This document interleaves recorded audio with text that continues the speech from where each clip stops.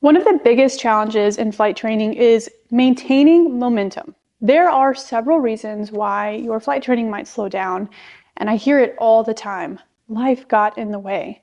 And this life could be family or relationships, it could be financial or other. But if you want to become a pilot, you have to make sure that your flight training keeps moving forward.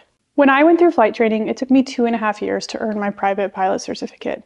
I took a really big chunk of time off, and I don't want you to have to go through that as well. So today we're talking about how to stay on track even when things get a little tough.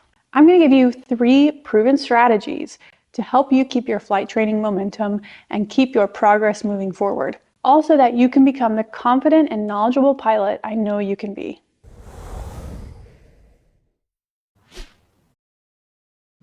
The first and most important thing that you need to do is make sure that you get on a recurring schedule with your flight instructor. Flight training requires consistency and regularity. If you don't fly consistently, then you're going to spend a whole lesson relearning what you forgot from your previous lesson. Being on a recurring schedule means that you and the instructor all know you're going to show up that time and that day every week. Aim for at least 2 lessons a week, but 3 or more is really ideal. I'm sure you and your instructor are both busy, so taking time out of your schedule every week to determine what your schedule is going to be that week can be a real drain on your time resources. When you first sit down with your instructor, figure out a regular day and time of the week that you can show up and be ready. When you start training, make sure you sit down with your instructor and identify some days and times of the week that work for both of you. Not only do these need to be free time in your schedule, but they need to be time that you can mentally and physically devote to learning. So maybe if it's at the end of the long day that you work, that might not be great. Or if it's at the beginning of the day after a night shift, that may be difficult as well. So not only do you need to choose a time when you can show up, it needs to be a time where you can really show up and be present. Having this consistency means it's going to be part of your routine, and you won't have to guess about what day and time you're going to be able to meet with your instructor this week. So when flight training becomes a consistent part of your schedule, you'll just feel confident in knowing that, hey, every Thursday at 3 p.m., I'm going to show up to the airport, my instructor's going to be there, and we're going to accomplish some really great flying together. This consistency will help you build the momentum that you need moving forward.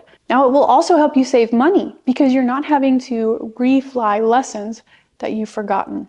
So maintain momentum in your training and save some money by flying at least 2 times a week, preferably 3, and get them on your schedule consistently.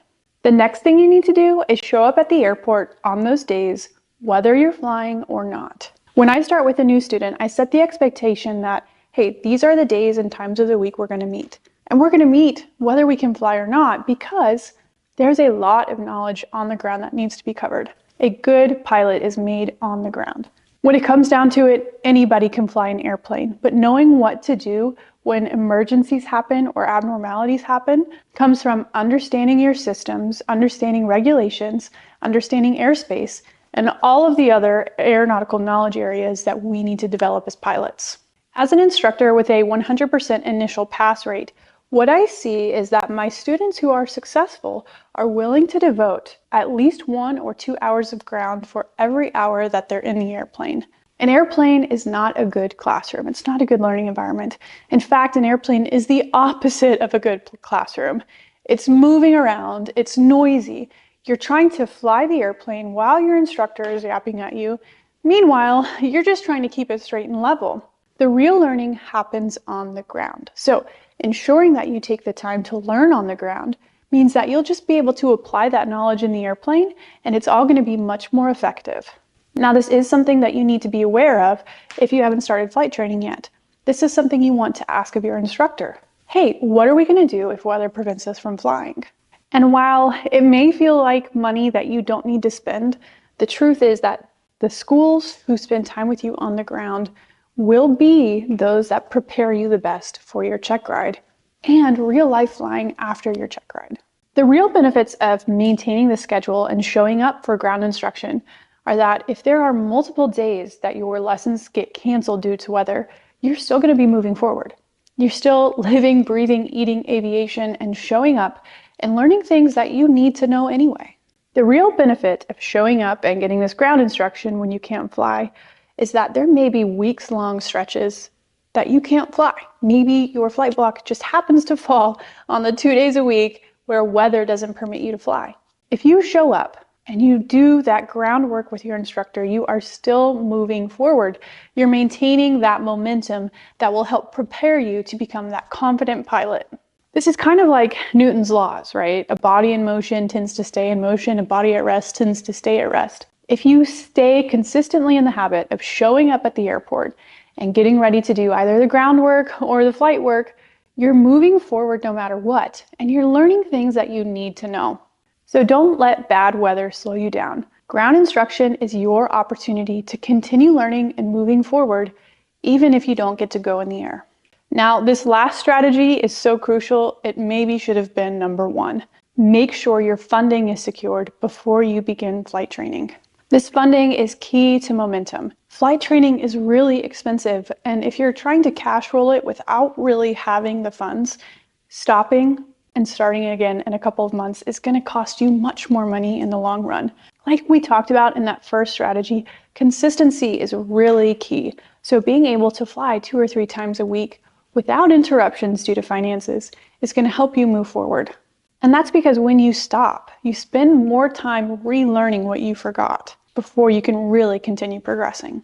Now, this video is being recorded in 2025, and as of, I've seen the students who are really successful, if they're renting an airplane and paying for the instructor, you're going to be spending at least $1,000 a week, probably more depending on the type of airplane that you're in. So if you can't afford to cash roll that, you either need to save the money ahead of time or look at some other funding options. Some of those funding options include scholarships. There are a lot of industry organizations that offer scholarships yearly. For example, Women in Aviation International releases over $1 million of scholarships every year. The Experimental Aircraft Association gives out lots of scholarships. There's also government funding available. A lot of that government funding is going to come through if you are a veteran or low income and potentially going to a university program. There are also private loans available, but please look at the terms of those loans before you take the money out. The interest rates are really high and the payback periods might be pretty short. I can't really morally encourage people to get a private loan if they're going all the way from private pilot beyond. What I would encourage you to do is instead save the money for your private pilot certificate and knock that out. Then you've proven to yourself and lenders that you're going to stick with it. You're going to finish it. And you've shown that you might actually like it enough to do this as a career. So if you are going to save the money ahead of time, you need to make a realistic budget and stick to it. When people call me and ask for estimates about how much it might cost to get their private pilot certificate, there are so many different factors at play. I would conservatively estimate about $25,000 to get your private pilot certificate. But that's assuming that you're flying in a relatively low-cost aircraft and you're flying with an instructor who knows how to get you across the finish line and do so effectively. For many people, they're able to get their private pilot certificate for less than this, but it's because they followed the first couple of strategies. They stayed consistent and they utilized their instructor for ground instruction. So the big picture here is that having your funding in place will allow you to keep flight training momentum by beginning your training and not having to stop due to financial constraints. In this way, you'll save time, money, and the frustration of having to stop and start all over again. So these 3 strategies are really useful ways to make sure you maintain momentum in your flight training. Get on a recurring schedule, utilize your instructor for ground instruction when you can't fly, and make sure all of your funding is secured before you begin. If you do all these things, you'll be less likely to show up to me in 10 or 15 years and say, man, I started my flight training and then life got in the way. Now, there's no problem if life really does get in the way. There are children and spouses, and sometimes there's emergencies where that $25,000 really needs to go to something else right now. The most important takeaway is that all of these strategies go into consistency, and consistency is the most important thing that you can have to maintain flight training momentum. If this video helped you out, don't forget to like, subscribe, and hit the notification bell so that you can see all the great stuff we have to offer in the future.